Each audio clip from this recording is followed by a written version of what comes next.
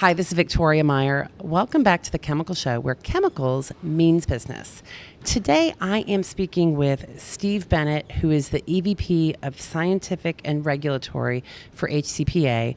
We are at HCPA's annual meeting, and I'm recording things live from the stage floor, so to speak. So we're here to talk a little bit about what's going on in the wonderful world of HCPA, which, by the way, I've learned a lot. So, Steve, welcome to the Chemical Show. Yeah, thank you, Victoria. Pleased to be here today. Absolutely. So let's just start with your origin story. How did you get to the world of chemistry, and how did you get into HCPA?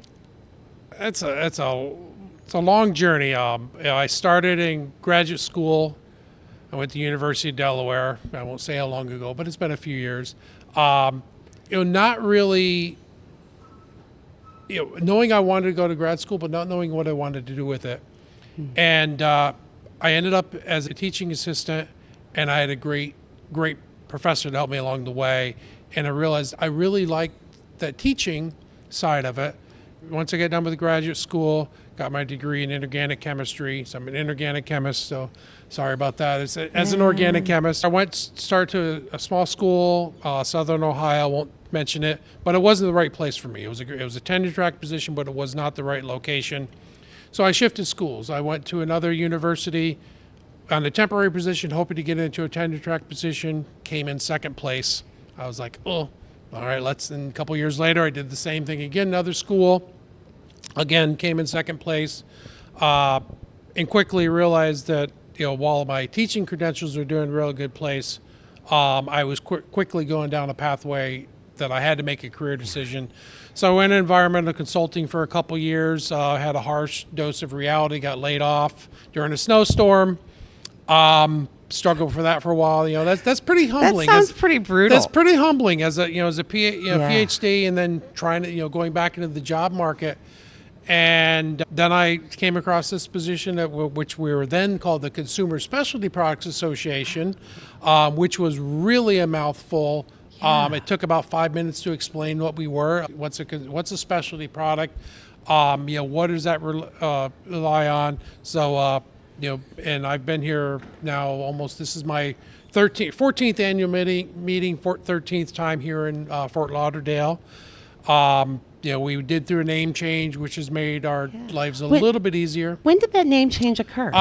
When Steve Caldera took over as CEO, that was one of the first things he took upon himself was let's revisit that, and spent about a year or so kind of getting some feedback from our members, from consumers, stakeholders, trying to get an idea of what's a right way to position ourselves, and that's where we ended up at the Household and Commercial Products Association, which really is a much better reflection of where we are. It really does, because as I've come here this week and talking to participants and member companies and what they do, I'm like, number one, it's products, frankly, that I have all around my house, that most of us have all around our houses, as well as then in businesses and hospitals, medical areas, et cetera. So it makes a lot of sense. I would also say, I think about a decade ago, seems like a lot of industry groups changed their names and rebranded, right? So kind of just this evolution of having been in business for decades,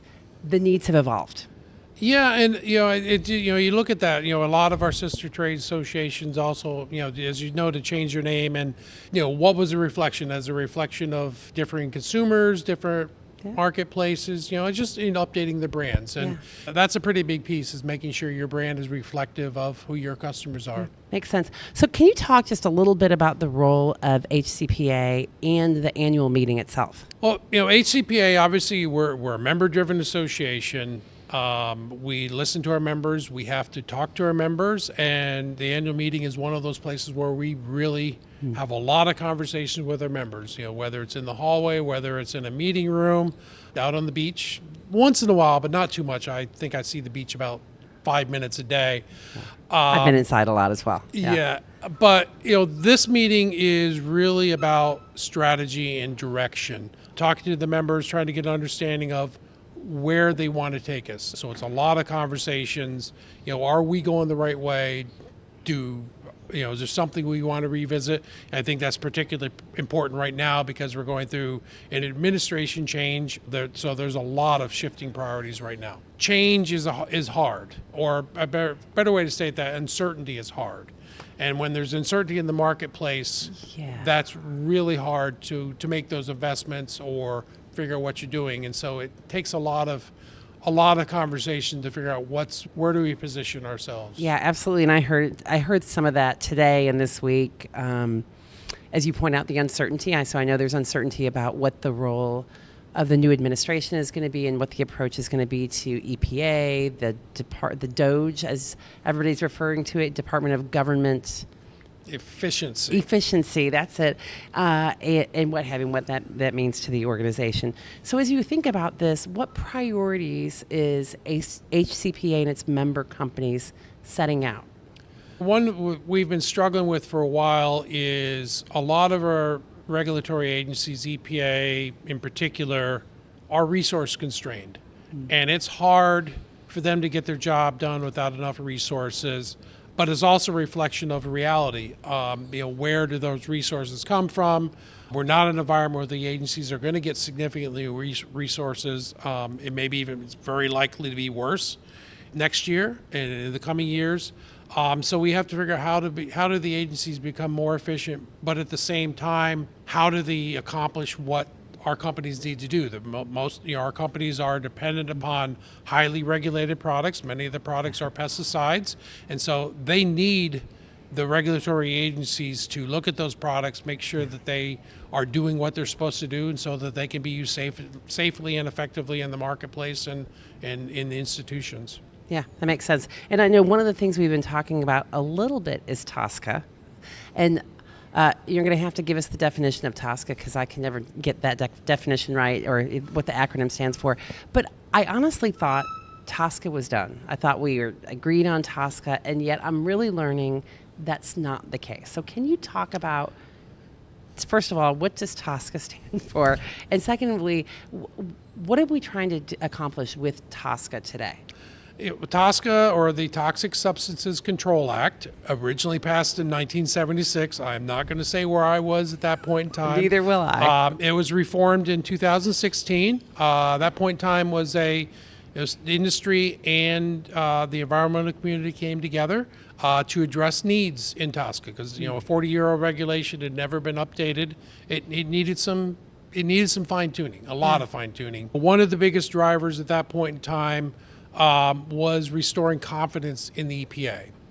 And when there's a lack of confidence in the EPA, other stakeholders, being states, primarily states, are going to help step in to address that lack of confidence. And we've certainly heard a lot about that as well. And frankly, in the intervening years since 2016, EPA has not been able to fully restore that confidence.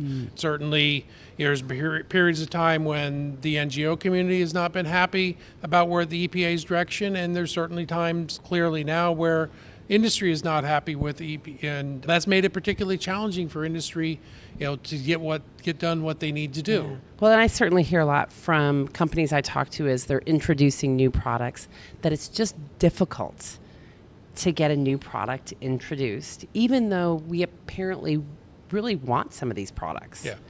Can you talk more about that? Yeah. So if you have a product in the marketplace and you want to replace an ingredient or completely reformulate your product, you're going to have a new ingredient in some way, shape, or form. A more sustainable, more durable, new product qualities. Some way, shape, or form. You want to have that newer chemistry, and to get that newer chemistry, that has to be approved by EPA.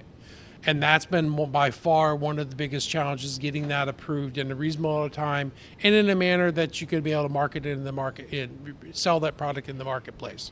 And at the same time, you're also running into the challenges with the current chemistry that is out there that has a distinct advantage.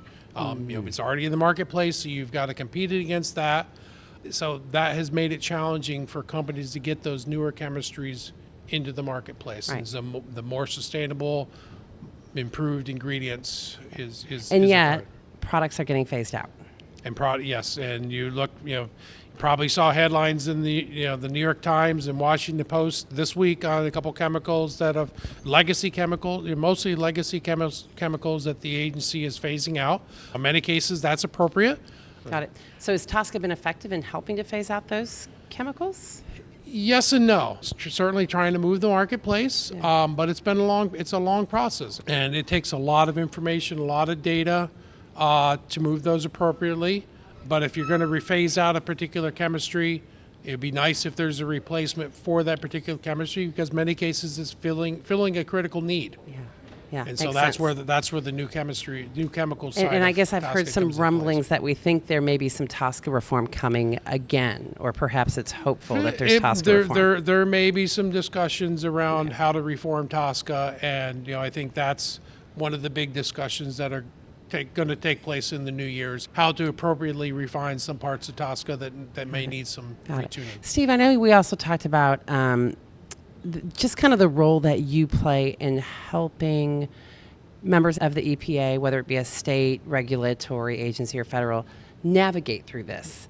How does that play out? Because it sounds like it's a fairly cooperative process that you go through. Yeah, we try very hard. I try very hard to keep open lines of communications with our regulators. There's a lot of EPA staff here this week, and we want to have those open lines of communication between us as staff, but also provide those opportunities to members so they have their EPA regulator on a first name basis, so they're not, when they have an issue on both sides, whether EPA or the company has an issue, they're not afraid to go up and say, hey, this is the challenge we have. And that's a great opportunity in having that communication. And if there's a problem, or if we're trying to solve these problems, because these are shared problems, if EPA is resource constrained, it's not just an EPA problem, it's not just a company problem, it's both. Yeah, makes sense. Makes sense. All right, so let's turn over to leadership.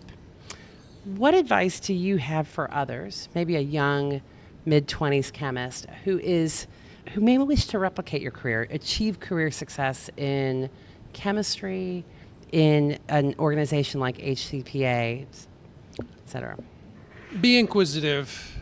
Don't be afraid to ask a question. I don't know how many times somebody comes, I'm not sure if I want to ask you that question. Don't ever hesitate to ask a question.